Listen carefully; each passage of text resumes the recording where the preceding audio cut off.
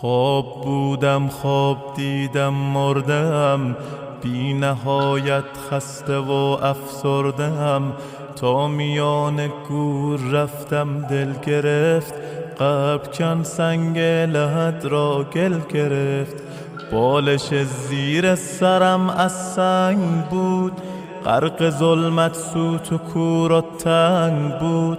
هر که آمد پیش حرفی راند و رفت، سوره حمدی برایم خواند و رفت. خسته بودم هیچ کس یارم نشد، تشنه بودم در پی یک جرعه آب. آمدن از راه نزدم دو ملک، تیره شد در پیش چشمانم فلک. یک ملک گفتا بگو دین تو چیست، دیگری فریاد زد رب تو کیست. گرچه پرسش ها به ظاهر ساده بود، لرزه بر اندام من افتاده بود. چهره ام از شرم می شد سرخ و زرد، بار دیگر بر سرم فریاد کرد.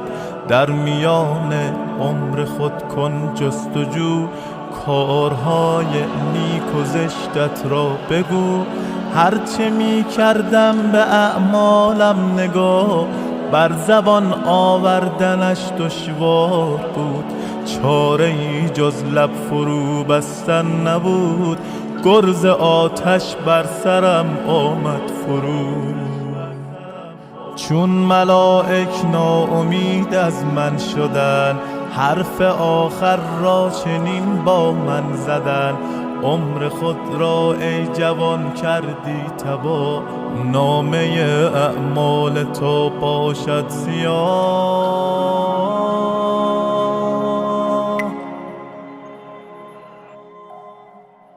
ما که مأموران حق داوریم، پس تو را سوی جهنم میبریم. ناامید از هر کجا و دلفکار، میکشیدندم به خفت سوی نار. ناگهان الطاف حق آغاز شد، از جنان درهای رحمت باز شد. مردی آمد از تبار آسمان، دیگران چون نجم و او چون کهکشان. صورتش خورشید بود و غرق نور، جام چشمانش پر از خمر طهور. چشمهایش زندگانی می سرود، درد را از قلب انسان می زدود. بر سر خود شال سبزی بسته بود، بر دلم مهرش عجب بنشسته بود. کی به زیبایی او گل می رسید، پیش او یوسف خجالت می کشید. دو ملک سر را به زیر انداختن، بال خود را فرش راهش ساختن. غرق حیرت داشتن این زمزمه، آمده اینجا حسین فاطمه. صاحب روز قیامت آمده، گوییا بهر شفاعت آمده. سوی من آمد مرا شرمنده کرد، مهربانانه به رویم خنده کرد. گشتم از خود بی خود از بوی حسین، من کجا و دیدن روی حسین. گفت آزادش کنید این بنده را، خانه آبادش کنید این بنده را. این که اینجا این چنین تنها شده، کام او با تربت من وا شده. مادرش او را به عشقم زاده است، گریه کرده بعد شیرش داده است.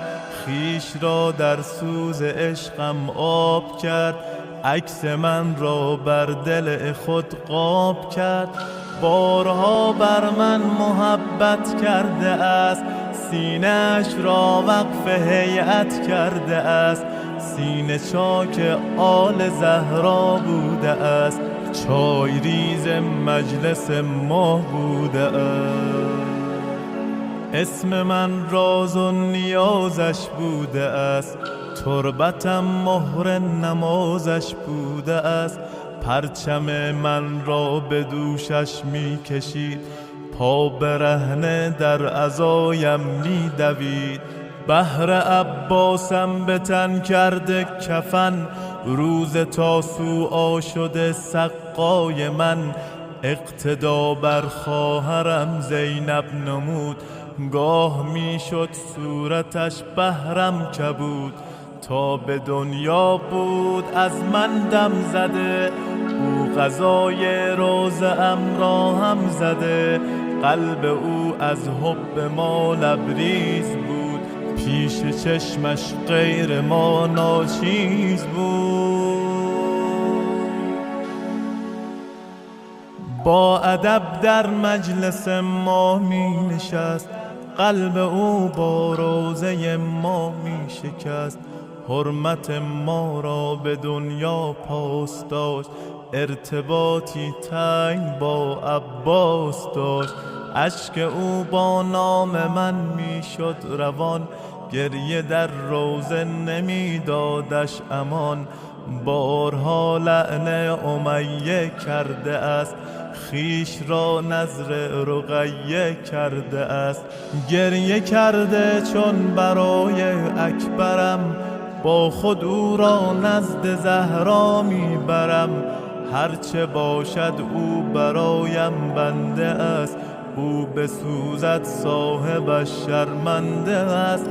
در مرامم نیست او تنها شود، باعث خوشحالی اعدا شود. سختی جان کندن و هول جواب، بس بود بهرش به عنوان عقاب. در قیامت عطر و بویش می دهم، پیش مردم آبرویش می دهم.